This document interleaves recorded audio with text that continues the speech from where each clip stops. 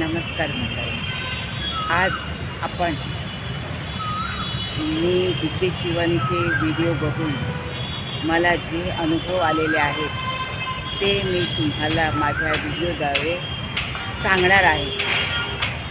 तर अनुभव आलेला आहे आणि तो अनुभव मी असा आहे की गेल्या वर्षी आपल्याकडे 1 मेला पाऊस पडला होता आणि मी गावी होते.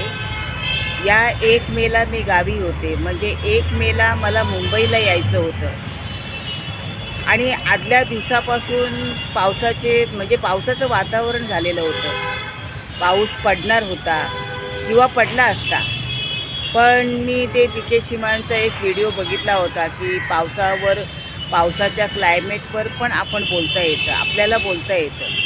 तर मी ते ट्राय केलं. मी सकाळी उठल्यापासून हवेमध्ये, आकाशाकडे बघून हवेमध्ये एक अफर्मेशन बोलले आणि ती अफर्मेशन म्हणजे आजचं क्लायमेट खूप चांगलं आहे, आजचा दिवस खूप चांगला आहे, आजचं क्लायमेट किती किती छान वातावरण आहे, आजचं क्लायमेट खूप सुंदर आहे. आणि हे मी जवळजवळ मला वाटतं अर्धा तास बोलले. सकाळी असं 7 वाजता पाऊस पडल्यासारखं वाटत होतं. म्हटलं आता धो पाऊस पडेल, कारण गेल्या 1 मेला पाऊस पडला होता आणि म्हणजे भरपूर पाऊस पडला होता. त्यामुळे मला असं वाटत होतं की आज पाऊस पडला तर माझं मुंबईला जाणं होणार नाही. आणि म्हणून मी हे सकाळी बोलत होते की आजचं क्लायमेट खूप सुंदर आहे, आजचं वातावरण खूप सुंदर आहे, किती छान ऊन पडलं आहे, वा काय सुंदर दिवस आहे. आणि हे कमीत कमी मला वाटतं मी अर्धा तास बोलले असेल, मध्ये 5-5 मिनिटं धरून पाऊण तास बोलले असेल.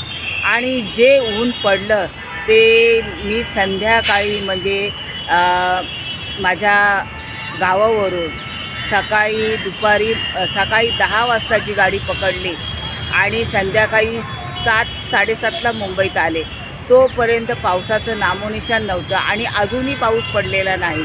असं रोज पावसाचं वातावरण असतं पण पाऊस पडत नाही. तर मंडळी, हे मी 1 मेला गेल्या वर्षाचा पाऊस येईल असा अंदाज धरून ह्या 1 मेला मी हे अफर्मेशन बोलले होते आणि ह्या अफर्मेशनचा मला खूप फायदा झाला. पूर्ण दिवस पाऊस पडला नाही आणि मला ह्याचा फायदा झाला. तर मंडळी बघा, आपल्याला जे हवं आहे किंवा आपल्याला जे अपेक्षित आहे ते आपण जर चांगल्या मनाने बोललो तर ते नक्कीच पूर्ण होतं. तर मंडळी, हा तुम्हाला व्हिडिओ कसा आवडला असेल तर लाईक करा, शेअर करा, सबस्क्राईब करा आणि मला कमेंट करून सांगायला विसरू नका. धन्यवाद मंडळी, धन्यवाद.